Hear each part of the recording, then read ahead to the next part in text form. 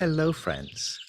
I read something from the American farmer, philosopher, and naturist Wendell Berry, and it touched my heart, and I thought it may also touch your heart.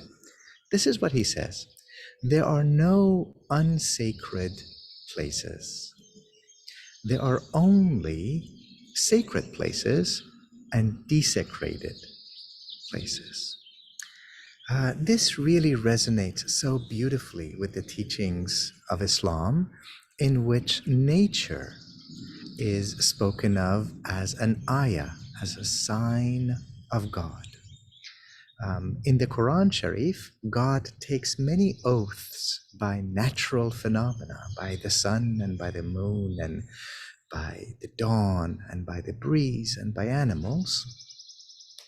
And some of the great sages, like Ibn Arabi, remind us to think about nature as part of the Nafasur Rahman, as the breath of the all-compassionate God. That God is always in the process of a new creation. There's always something fresh, something joyful, something wondrous. And if we can change the way that we think about nature, then we come to see nature not as a thing, not as something to be controlled and dominated, but as something vibrant and alive.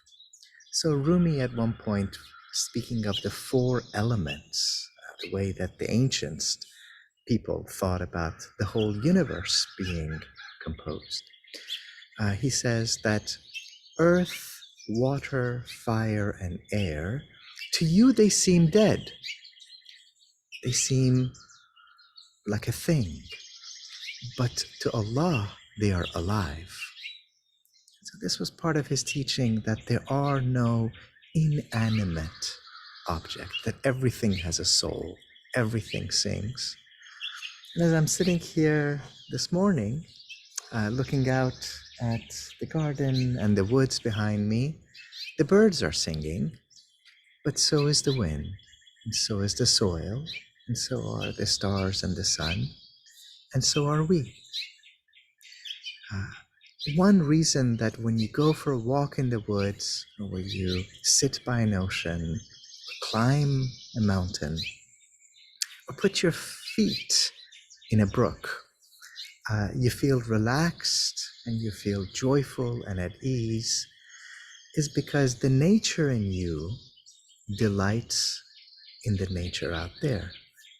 In fact, if we look at it in this way, you realize that we don't so much go into nature. As Pirzia says, we ourselves are nature, and nature delights in nature. That's the reason why when we're outdoors, when we're breathing the fresh air, when we're listening to the singing of the birds, that your soul delights in nature. So today, and indeed every day, let us make a point, make a vow of going to these places that are sacred, as sacred, more sacred than any church, any mosque, to smell in the fragrance of the leaves and the trees and the flowers, to feel the crispness of the air on your face, the coolness of the water on your finger, the heat of the sun on your skin,